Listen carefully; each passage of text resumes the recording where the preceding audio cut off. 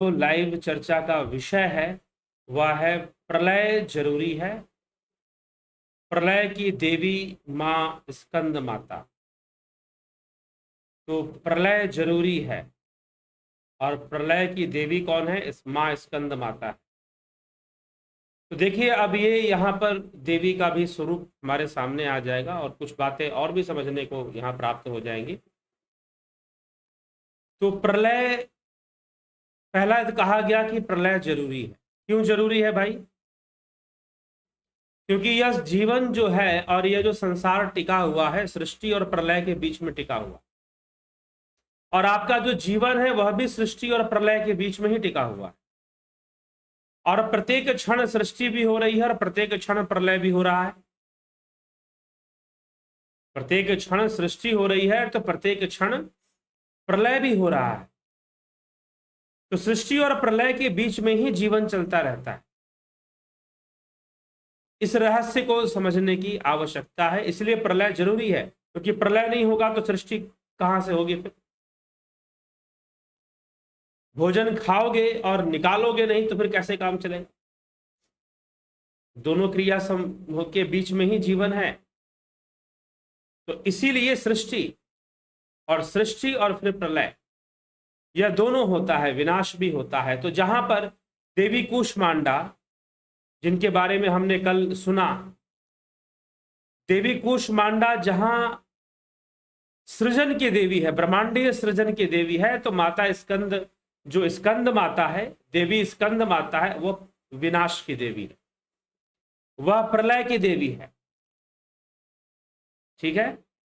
तो जब वस्तुओं का प्रलय होता है अपने मूल में, प्रलय जब भी होता है तो प्रलय का अर्थ है अपने मूल में चले जाओ। मान लीजिए जैसे समुद्र की लहर है, की लहर का प्रलय क्या है? समुद्र की लहर उठती है, दौड़ती है, समुद्र से बाहर की दौड़ लगाती है, लेकिन घूम फिरकर वह वापस लौटती है और समुद्र में ही समा जाती है। तो ये उसका प्रलय हो गया। पहले उसकी सृष्टि हुई और फिर प्रलय हो गया।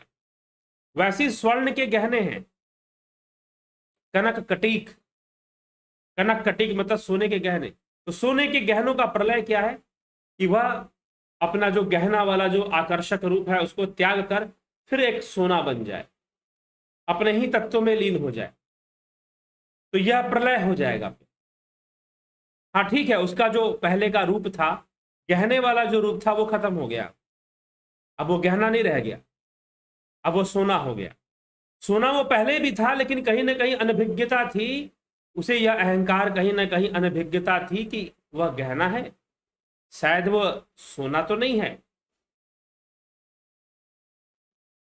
तो यह उसे अनभिज्ञता थी और इसी कारण से वह जो है अपने आप को, अपने जीव अहंकार के कारण अपने आप को अहंकार के वशीभूत ऐसा समझ रहा था।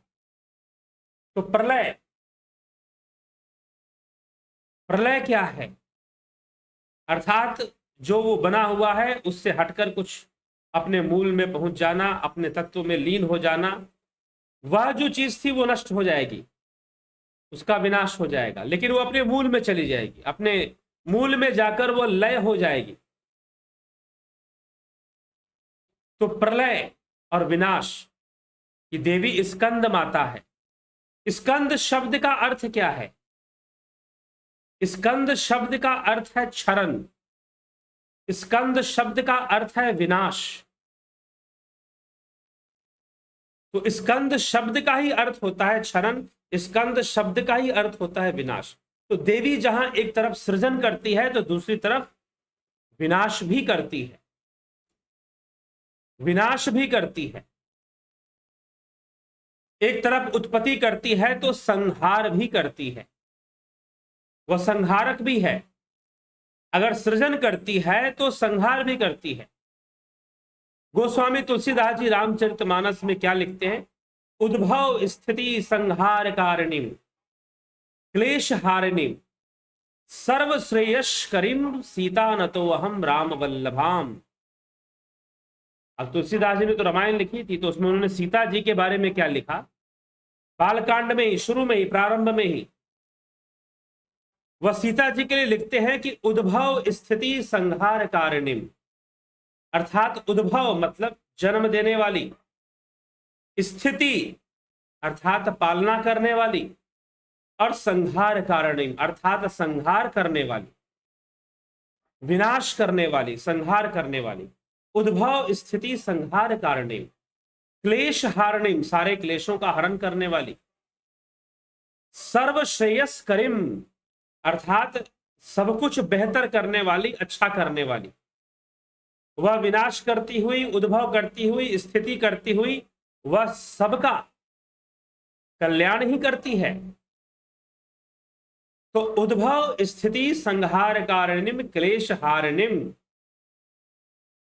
सर्वश्रेयस्करिम, जो सबका कल्याण करने वाली है, सबके क्लेश करने वाली है। सीता न तो हम, मैं ऐसे सीता जी के सामने अपना नतमस्तक होता हूं। सीता न तो हम राम वल्लभाम, जो राम जी की वल्लभा है, राम जी की प्रिया है। वह सीता जी कौन है? वो स्वयं ब्रह्म रूपा है। वह सीता जी स्वयं ही ब्रह्म रूपा है, क्योंकि वही जन्म देने वाली है, वही पालना करने वाली है और वही मारने वाली है। वैसे तो तीन देवता हम बता देते हैं कि ब्रह्मा जी जन्म देने वाले, विष्णु जी पालने वाले और शिव जी संहार करने वाले, मोक्ष देने वाले। लेकिन यहां पर देवी को तीनों ही रूप में देखा जा रहा है।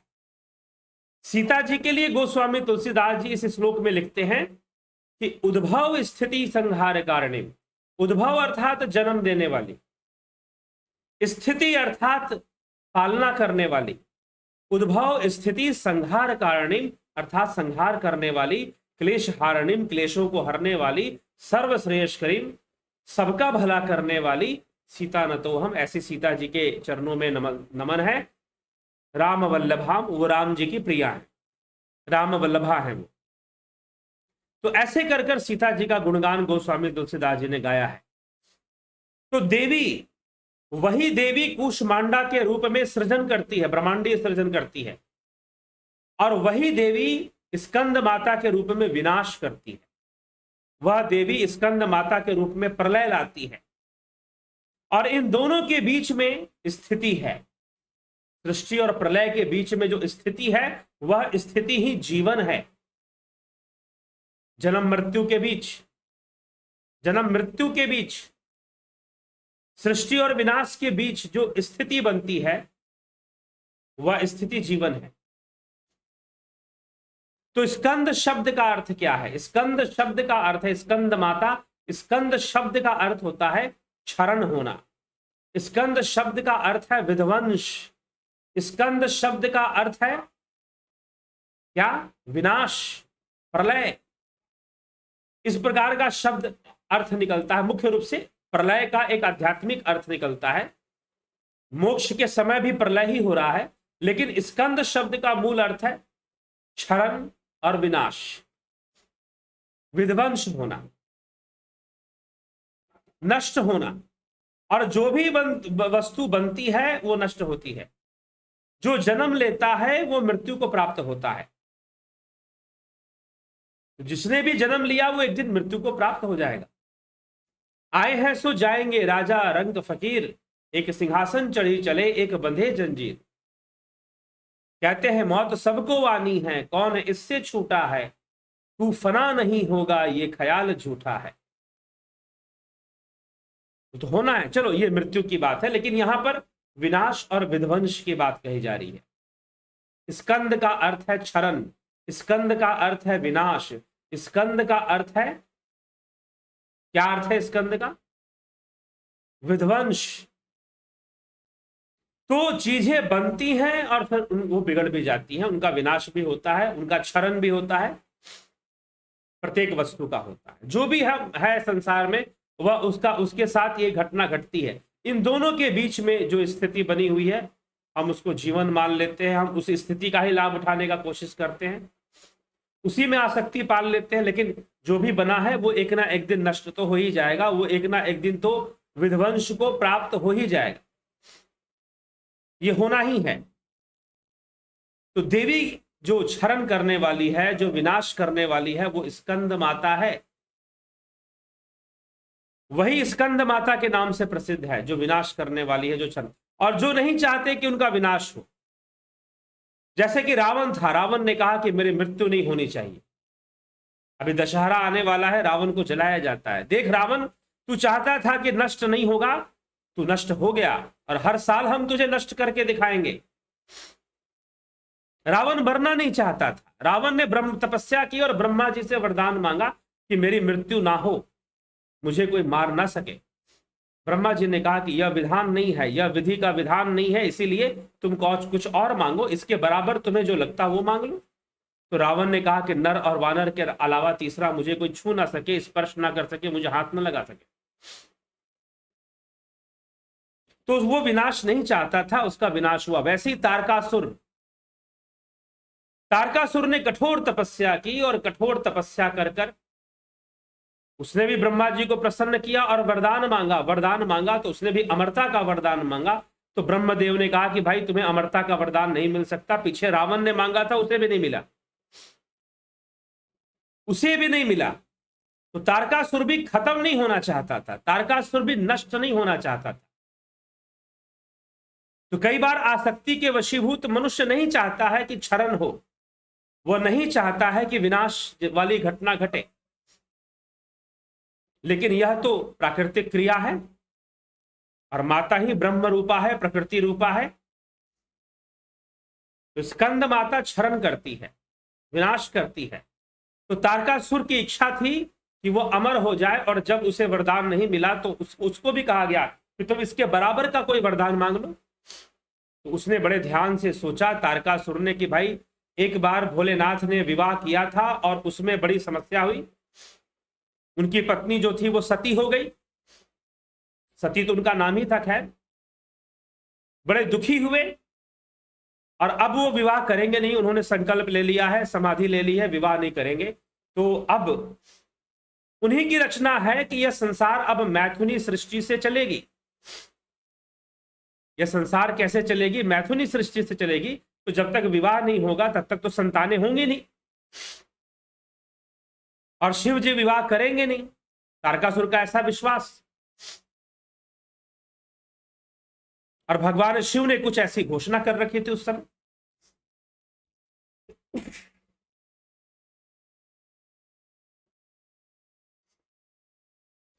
तो कुछ ऐसा समस्या तारकासुर के सामने आ गई।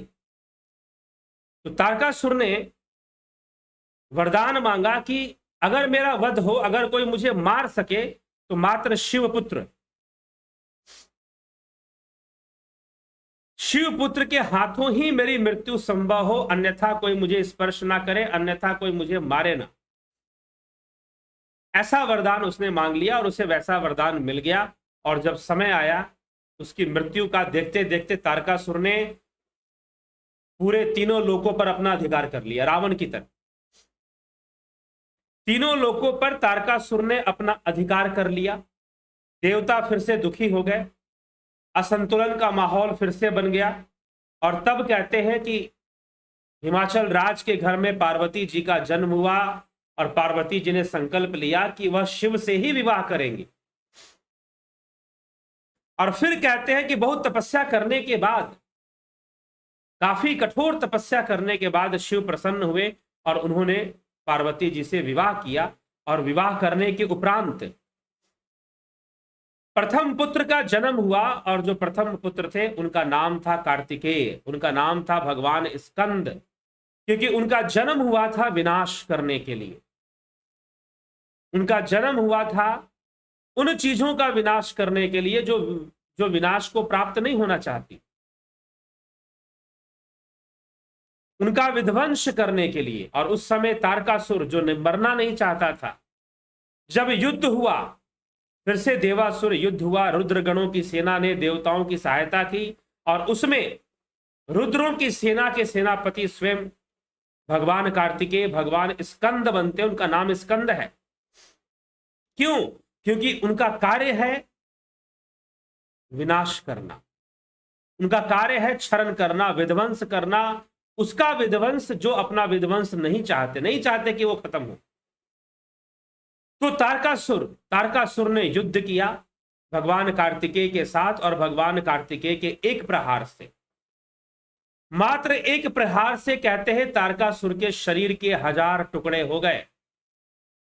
वह नहीं चाहता था कि उसका विनाश हो, लेकिन उसका विनाश हो गया।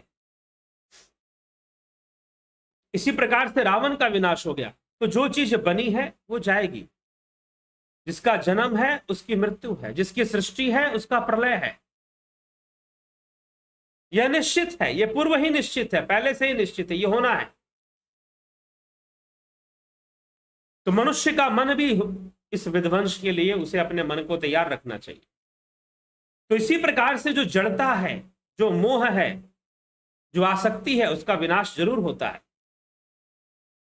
इसी प्रकार से कथा आती है कि भगवान कार्तिकेय जो है शैल पर्वत पर, दक्षिण भारत में शैल पर्वत पर तपस्या करने चले जाते, और जब बहुत दूर जाकर वो भी घर से नाराज होकर जाते हैं, किसी कारण से वो नाराज हो जाते हैं, और वो पहले तो नाराजगी थी, लेकिन बाद में उनका उद्देश्य था कि वो कठोर तपस्या करेंगे और ब्रह्मलीन हो जाएंगे, कि संसार की माया में अपना मन नहीं लगाएंगे। लेकिन इस प्रकार कैलाश पर्वत से जब वो चले जाते हैं, कैलाश पर्वत से जब वो चले जाते हैं शैल पर्वत पर दक्षिण क्षेत्र में, तो उस समय देवी बहुत ही परेशान होती है। कहते हैं कि देवी अपने पुत्र के स्मरण में विलाप करती है, और उनकी तीव्र इच्छा होती है कि वो अपने पुत्र से मिले, कार्तिकेय से मिले। और उस समय भगवान शिव और माता पार्वती कार्तिकेय से मिलने के लिए जाते हैं। जब कार्तिकेय से मिलने के लिए जाते हैं, शिव जानते हैं कि भाई कुछ होने वाला नहीं है, लेकिन फिर भी पार्वती का मन अशांत है, तो मैं ले चलता हूं। और वो ले गए और कार्तिकेय भगवान से मिला दिया। और जब भगवान कार्तिकेय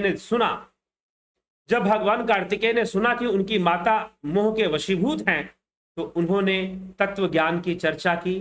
भगवान कार्तिकेय ने माता पार्वती से तत्व ज्ञान की चर्चा की, और वह जो स्थान है जहां पर शिव और पार्वती ने भगवान कार्तिकेय को दर्शन दिया था, वो जो स्थान है वही मल्लिका अर्जुन ज्योतिर्लिंग के नाम से प्रसिद्ध हुआ। मल्लिका अर्जुन ज्योतिर्नाम के, मल्लिका पार्वती जी का नाम है, अर्जुन शिव जी को कहते हैं, तो मल्लिका अर्जुन ज्योतिर्लिंग के नाम से वो स्थान प्रसिद्ध हुआ। फिर ठीक, तो वहां पर भी पार्वती जी के मोह का विनाश करते हैं भगवान कार्तिकेय। तो स्कंद का अर्थ है क्षरण, स्कंद का अर्थ है विध्वंस, स्कंद का अर्थ है विनाश। भगवान स्कंद का जन्म इसीलिए हुआ, तामसिकता के विनाश के लिए, तमस शक्तियों को कमजोर करने के लिए, उन्हें रोकने के लिए, तामसी शक्तियों को। और उन्होंने तारकासुर का वध कर कर माता पार्वती के मोह को भंग कर कर उन तामसी शक्तियों को ही रोका था, क्योंकि तामसिकता स्थिति को बनाए रखना चाहती है। तामसिकता का मतलब परिवर्तन को स्वीकार नहीं करना, और तारकासुर परिवर्तन स्वीकार नहीं करना चाहता। तारकासुर कहता मैं हमेशा जीवित रहूंगा, इसी शरीर में रहूंगा, लेकिन यह संभव नहीं था। और जब भगवान कार्तिकेय का वार उस पर हुआ, तो उसके शरीर के 1000 टुकड़े हो गए, नष्ट हो गया, वो विनाश हो गया, उसका विध्वंस हो गया, उसका तारकासुर का।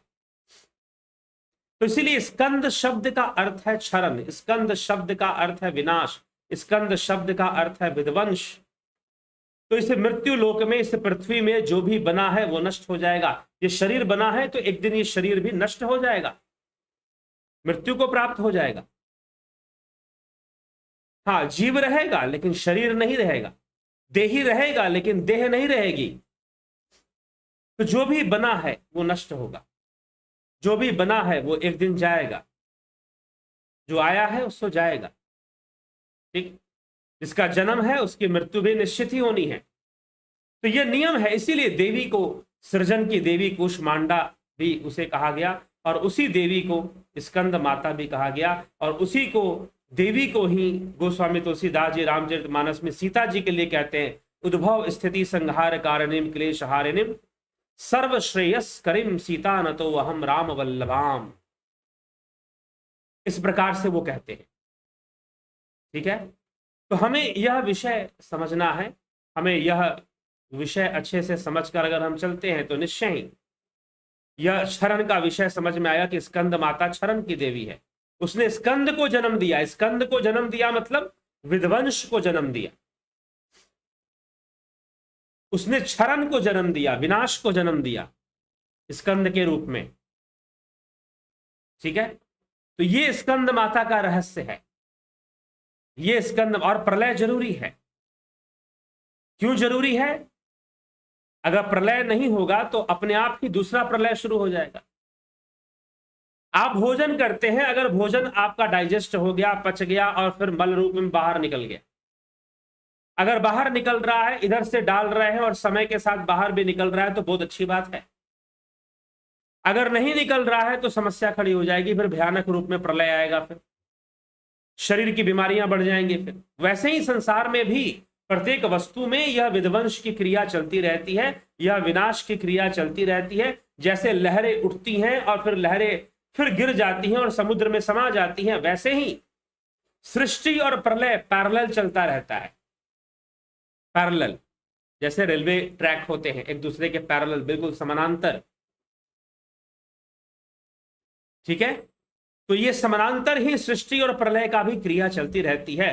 तो वही माता कूष्मांडा के रूप में सृष्टि करती है और वही माता स्कंद माता के रूप में विनाश करती है, क्षरण करती है, प्रलय लाती। तो अगर देवी कूष्मांडा सृजन की देवी है तो स्कंद माता क्या है? क्षरण की देवी है। स्कंद माता विध्वंस की देवी है। और इसी प्रकार से योगी के जीवन में, क्योंकि ये सारी जो देवी के जो रूप है वास्तव में योगी की अवस्था है। एक योगी जो शैल के समान, पर्वत के समान दृढ़ संकल्प रखकर अपनी साधना को आगे बढ़ाता है, ब्रह्मचर्य का पालन करता है, ब्रह्मचारिणी शैलपुत्री ब्रह्मचारिणी चंद्रघंटा, तो वो नाद ध्यान करता है और नाद ध्यान से उसकी योग शक्ति विकसित होती है, उसका संयम विकसित होता है, तो उसके अंदर सृजन करने की शक्ति आती है। वह अपनी चेतना से सृजन कर सकता है, वह चित्तों का निर्माण कर सकता है, वो मृत शरीर में प्राण फूंक सकता है। एक सिद्ध योगी बहुत कुछ कर सकता है जिसने अपनी चेतना का विस्तार कर लिया है, जिसने अपनी चेतना का विकास कर लिया है निरंतर योग अभ्यास से, ध्यान योग के अभ्यास से। जिसने ऐसी अवस्था को प्राप्त कर लिया है उसके अंदर अनेकों सिद्धियों का वास होता है, अनेकों सिद्धियों का वास उसके भीतर होता है। और वही साधक, वही योगी फिर बहुत बड़े बड़े कार्य भी करता है, कर सकता है, लेकिन योगियों का उद्देश्य प्रदर्शन नहीं होता। तो एक तरफ जहां चेतना के विकास से सृजन करने की क्षमता, सृजन करने की सिद्धि, सृजन करने की शक्ति योगियों के अंदर आती है, तो वही चेतना के विकास से विनाश करने की शक्ति भी योगियों के अंदर आती है, विध्वंस करने की शक्ति भी योगियों के अंदर आती है। और विध्वंस किसका होता है? जड़ता का।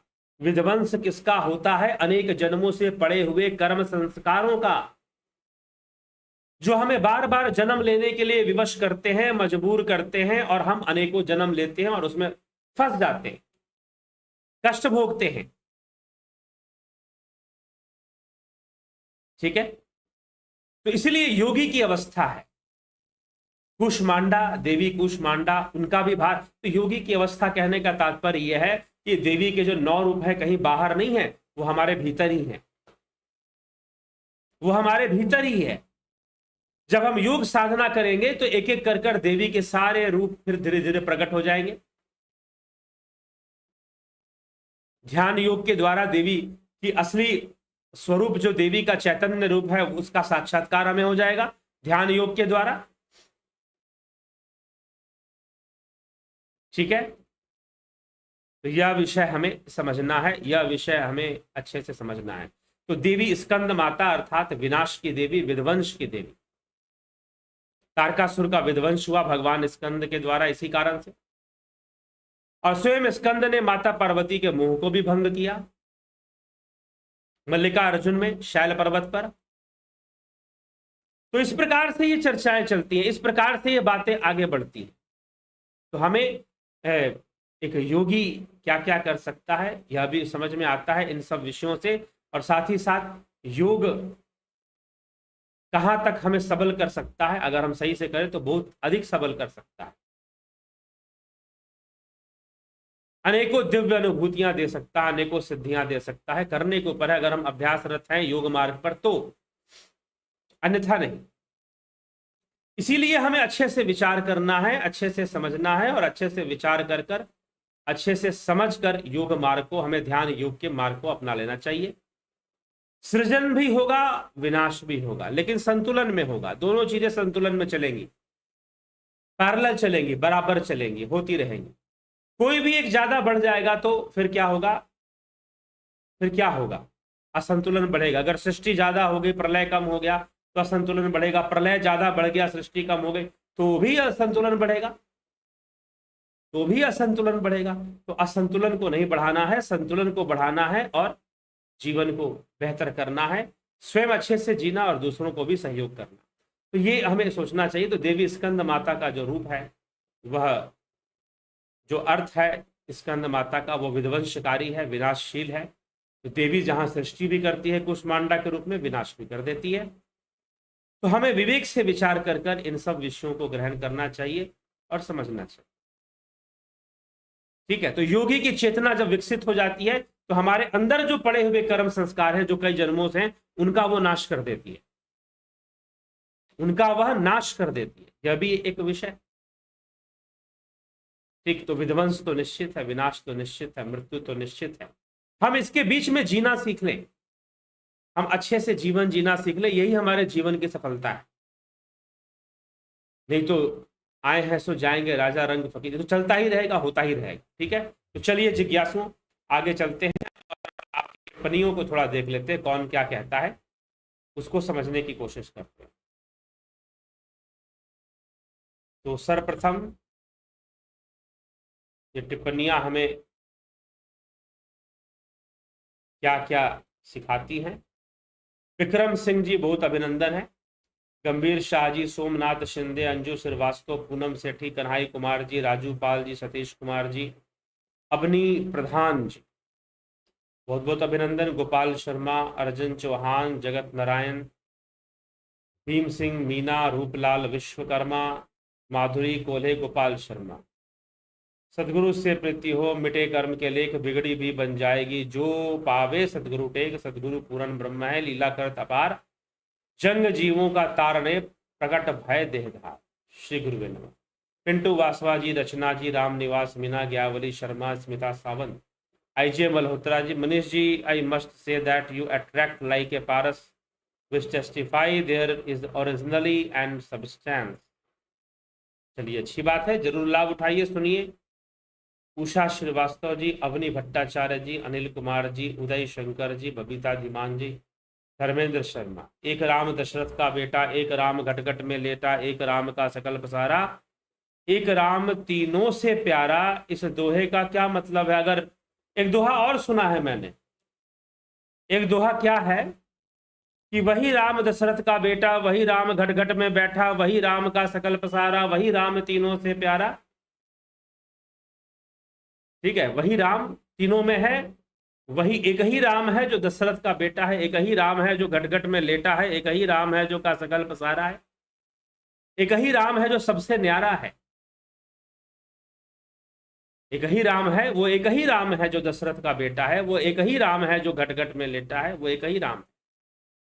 ठीक है, तो जहां से उसकी अभिव्यक्ति हो रही है, तभी तो उस राम को जानते हो, कोई ना कोई बताने वाला हुआ ना भाई। आप जिस राम को कह रहे हैं तीनों से प्यारा है, उस राम के बारे में बताया किसने? उस राम के बारे में बताया किसने? ठीक, मतलब निकालते रहिए, क्या मतलब है? अनेकों मतलब हो सकते हैं। जहां बात तत्व की है, जहां बात योग की है, वहां तो राम तत्व है। रमते सर्वभूतेषु अस्थावरेषु चरेषु च अंतर आत्मा स्वरूपेण यच्च रामेति कथ्यते। रमते सर्वभूतेषु, जो सभी भूतों में रमण करने वाला है। रमते सर्वभूतेषु अस्थावरेषु चरेषु च, जो सभी स्थानों पर चर अचर में रमण करने वाला है, चर अचर में रमण करने वाला है। रमते सर्वभूतेषु अस्थावरेषु चरेषु च अंतर आत्मा स्वरूपेण, जो अंतर आत्मा स्वरूप में रमण करने वाला है। यच्च रामेति कथ्यते, उसी को राम कहते हैं। तो जो रमण करने वाला है वह राम है। ठीक है, तो जब ध्यान योग की बात है तो वह राम है, लेकिन जब कर्म योग की बात आ जाएगी, जब कर्म योग की बात आ जाएगी, जब कर्म का आदर्श स्थापित होगा, तो दशरथ का बेटा ही राम है। हर चीज का अपना महत्व है। क्या कहोगे, कर्म का कोई महत्व नहीं होता क्या? कर्म ही सब कुछ है। यहां लिख पा रहे हो वो भी कर्म है।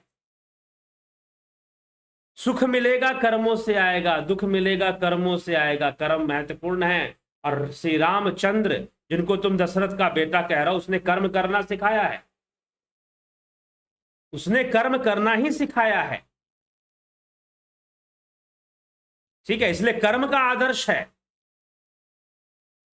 वो राम, जिसको हम दशरथ का बेटा कह रहे हैं, वो कर्म का आदर्श राम है वो। तो बड़ी बड़ी बातें करना बड़ा आसान काम होता है। ठीक है, लेकिन इसीलिए अद्वैत की बातें, ब्रह्म की बातें कई बार हम करते हैं, शास्त्रों में है, लेकिन मैं बीच बीच में इस बात को भी ले आता हूं फिर कि कुल मिलाकर यह संपूर्ण संसार भाव जगत है, और जहां बात भावनाओं की है वहां तो देवी की भक्ति महत्वपूर्ण हो जाती है ना फिर। क्योंकि तुम भी तो भावना ही, अगर आप तो कहते हो कि वो ईश्वर निराकार है, तो यह कहना भी एक भाव है। यह कहना भी एक भाव है। तो जब भाव ही है तो फिर वो निराकार भी साकार हो गया, फिर वह निराकार भी साकार बन गया फिर, क्योंकि वो भाव में आ गया। आपने उसे भावनाओं में ले आया, आपने उसे निराकार कहकर आपने उसको भावनाओं में ले आए। एक नई भावना बना दी आपने, निराकार की भावना। तो भावनाएं कभी निराकार नहीं होती। ठीक है, तो ये हमें, इसलिए आपका जो भी निराकार आप दे रहे हैं, निराकार कह रहे हैं, वो आपका मन ही, मन बुद्धि है, तो तर्क ही तो है, और क्या है। तो संसार में आपके कर्म कैसे होने चाहिए, यह तो सबसे पहले वाले राम ही बताते हैं, और वो पहले वाले राम वही हैं, अयोध्या के राम, दशरथ के बेटा जिसको आप कह रहे हैं, तो वही राम है। तो वो कर्म का आधार देते हैं। वह स्वयं कर्म कर कर साधारण मनुष्य की भांति कर्म करते हुए वह आदर्श की स्थापना करते हैं, इसीलिए वो मर्यादा पुरुषोत्तम है। चलिए, वैशाली मराठे जी, वैशाली थाने महाराज, I am regularly listening to your lectures and notice lot of change in my attitude. Very good. Change आना चाहिए सुनने के बाद।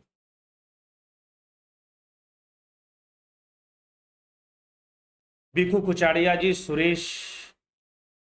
सुरेशानंद ढोंडियाल जी, बानवीर गिरवार जी, गीता में कृष्ण कहते हैं सेना नायकों में स्कंद हूं।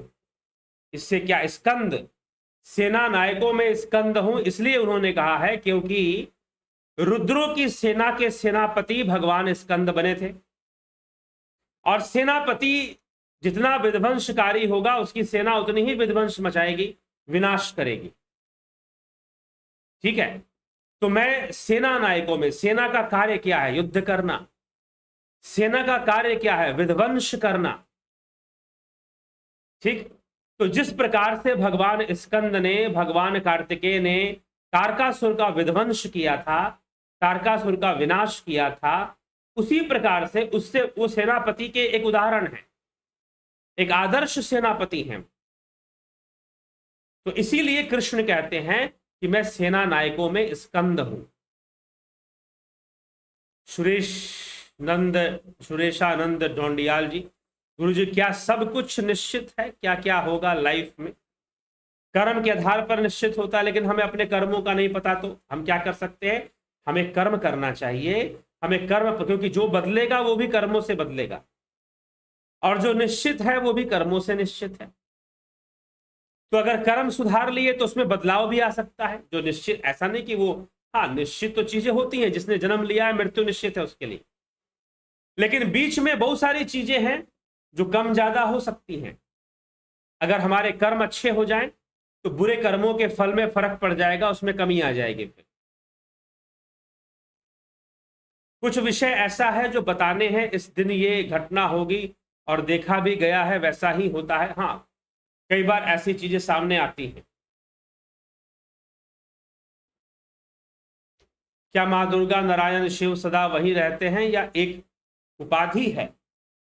हर बार ब्रह्म विष्णु एक भावना है, एक मन, देवता जो है वो भाव रूप है, मंत्र रूप है, शब्द रूप है, ऐसे बताया गया है। कोई उपाधि नहीं है देवताओं की, कोई उपाधि, हाँ ठीक है एक उपाधि बनती है कि इंद्र जो है इसके देवता है, वायु जो है इसके वायु देव है, अग्नि देव है, विष्णु है, तो एक उपाधियां भी हैं। तो उपाधियां भी भावनाओं पर आधारित हैं, उपाधियां भी भावनाओं पे, जहां पर सृष्टि का भाव है ब्रह्मा जी, जहां पर पालना का भाव है विष्णु जी, जहां पर शक्ति का भाव है दुर्गा जी, जहां पर विद्या का भाव है सरस्वती जी, जहां पर धन का भाव है, वैभव का भाव है, सौंदर्य का भाव है, वहां लक्ष्मी जी, लक्ष्मी जी का पद वहां बन जाता है। तो इस प्रकार से तो पद भी बनता है, लेकिन देवता भाव रूप है, मंत्र रूप है। गणेश पवार जी जय माता की। चंद्रेश्वर पांडे जी, 9 दिनों में माता के 9 रूपों की पूजा होती है, माता एक ही है या 9? माता तो एक ही है जी, लेकिन 9 तरीके से उसकी 9 लीलाएं हैं, 9 अवस्थाएं हैं। वास्तव में ये 9 अवस्थाएं एक योगी की हैं, साधक की। वह इन 9 अवस्थाओं से गुजरता है और सिद्धि को प्राप्त करता है, कैवल्य को प्राप्त करता है, कैवल्य को प्राप्त करता है। ठीक है, तो ये चीज है।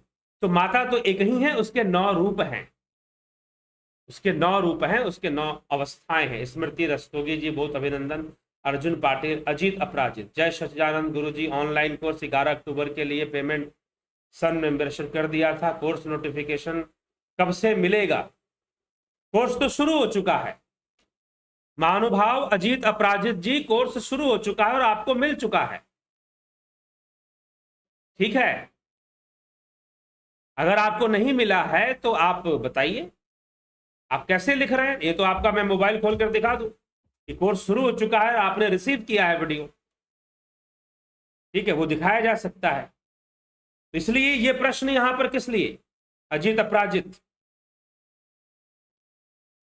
बताइए।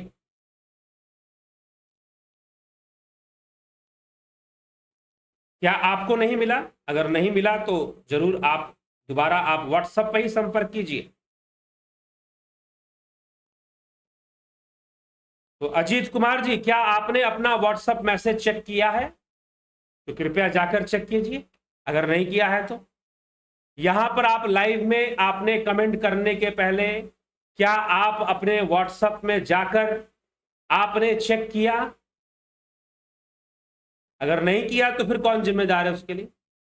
ठीक है, तो जाइए चेक कीजिए पहले। रजत गुप्ता जी, स्कंद माता के विनाश को मोक्ष से तुलना कर सकते हैं क्या? विध्वंस ही कहा जाए, क्योंकि स्कंद शब्द का अर्थ जो है वह विध्वंस है, वो क्षरण है। ठीक है, मोक्ष से तुलना नहीं कर सकते हैं यहां पर। ठीक है, क्योंकि मोक्ष विनाश नहीं है। मोक्ष, हाँ, एक तरह से जीवत्व का विध्वंस वहां पर भी है, जीवत्व बोध खत्म हो जाएगा, लेकिन वह जीवत्व की पूर्णता है।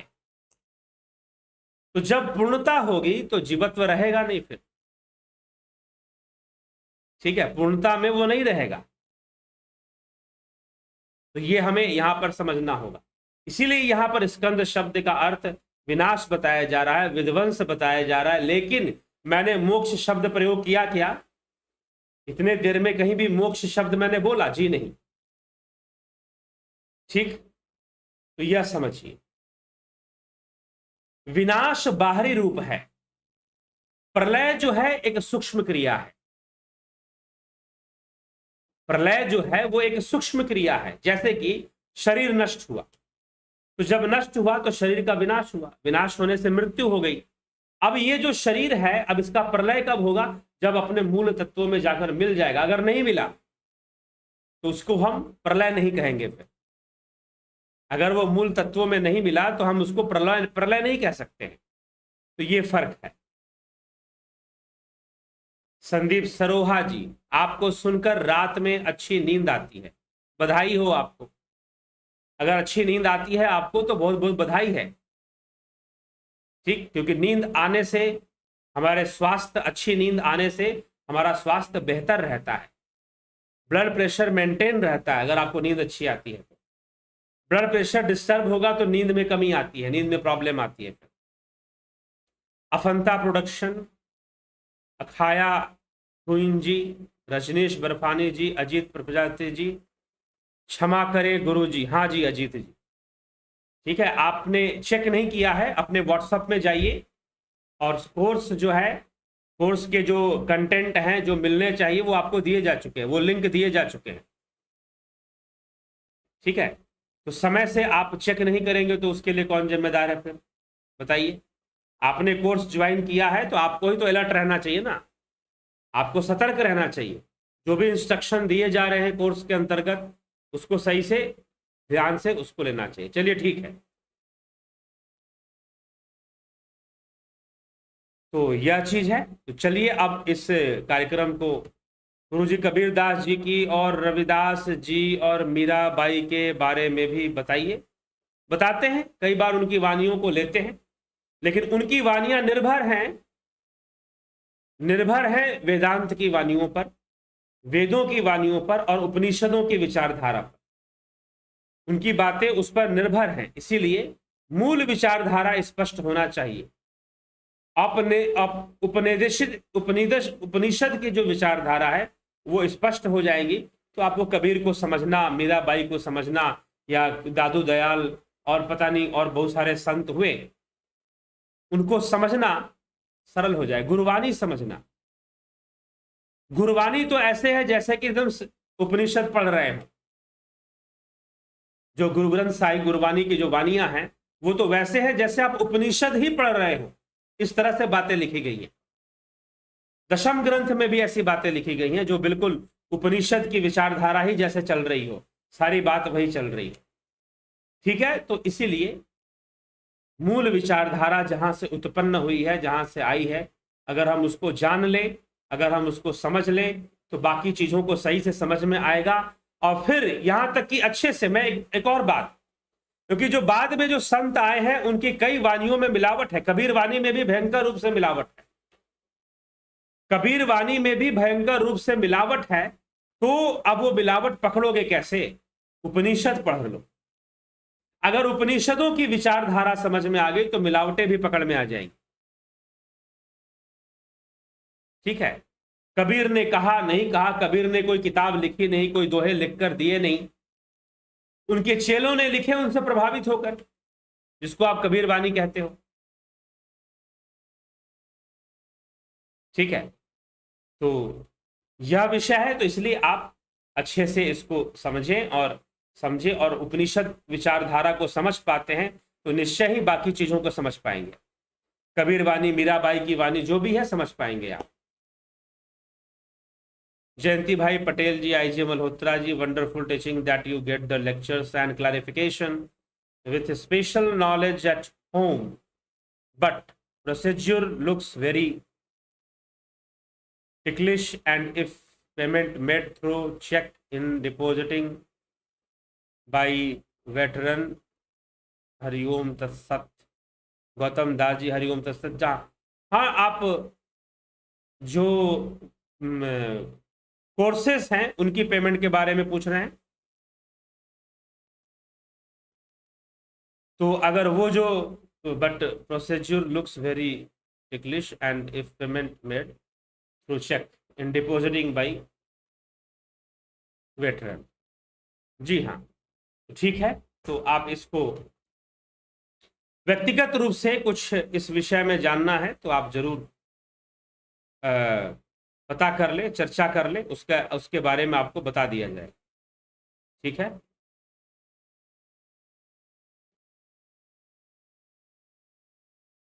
तो हमें खुद समझना होगा।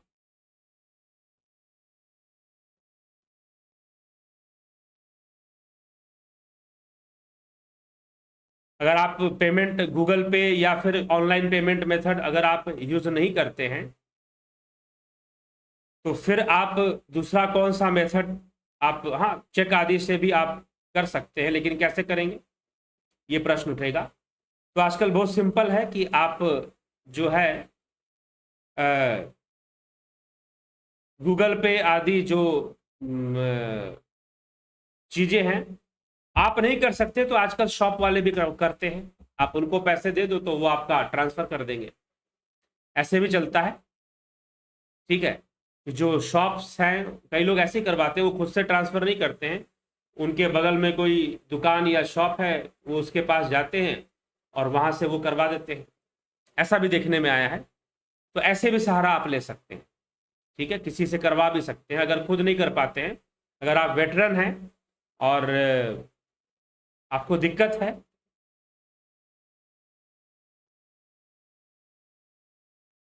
तो आप बाई चेक भी कर सकते हैं, अकाउंट पेमेंट आप कर सकते हैं, डिपॉजिट कर सकते हैं बैंक के अंदर। तो ये सारी चीज़ें हैं पेमेंट करने के कई तरीके। कई लोग डिपॉजिट भी करते हैं, सीधा बैंक में जाकर डिपॉजिट करते हैं। कई लोग जो है गूगल पे, फ़ोन पे, पेटीएम और भीम यूपीआई के माध्यम से भी पेमेंट करते हैं। तो कई तरीके हैं इसमें। अगर आपको कोई दिक्कत आती है तो पर्सनली आप इसको पूछ लीजिए कि किस प्रकार की इसमें दिक्कत आती है। दिक्कत नहीं आती है, गांव के लोग भी कई जो लोग ज्वाइन करते हैं कोर्सेज, तो वो ऑनलाइन पेमेंट कर लेते हैं, फ़ोन पे से, गूगल पे से कर लेते हैं, ठीक है। तो खुद नहीं अपने हाथ से कर पाते तो किसी से करवा लेते हैं। तो यह भी है, आप इस विषय में आप देखें, कोई दिक्कत नहीं, हो जा रहा है, लोग कर रहे हैं और ज्वाइन कर रहे हैं, लाभ उठा रहे हैं, ठीक है। तो चलिए इसी के साथ विचारों को अभी विराम देंगे। और कोई व्यक्तिगत बात हो तो आप व्यक्तिगत व्हाट्सएप मैसेज कर कर भी पूछ सकते हैं और जान सकते हैं। इस तरह से है। ध्यान योग के कोर्स प्रारंभ हो चुके हैं। कल एक दिन और देंगे आपको ज्वाइन करने के लिए। जो लोग आज नहीं ज्वाइन कर पाए वह कल भी ज्वाइन कर सकते हैं, लेकिन कल के बाद आपको समय नहीं मिलेगा। और फिर अगला जो ध्यान योग का कोर्स होगा वो 29 अक्टूबर से शुरू होगा। 29 अक्टूबर से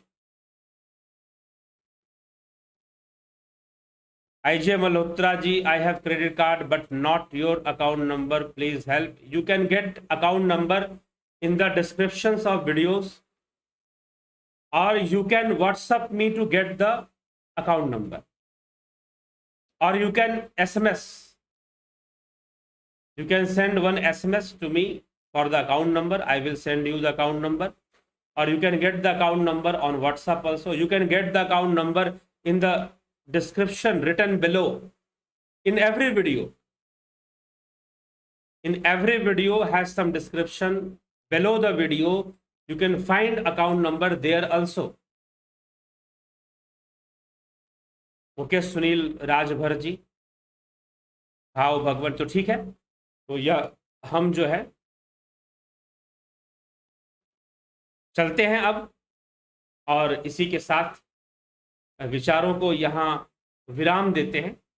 कल जो है पुनः फिर से 9 बजे एक लाइव चर्चा, एक नया विषय, माता के नए रूपों का चर्चा लेते हुए, माता के, देवी के अन्य रूपों का रहस्य बताते हुए, समझाते हुए हम आपको क्लियर कर देंगे और उस पर चर्चा होगी। माँ स्कंद माता के ऊपर आज चर्चा होगी। माता कात्यायनी पर चर्चा बाकी है। महागौरी, सिद्धिदात्री, कालरात्रि, इन सभी देवियों पे चर्चा अभी बाकी है, ठीक है।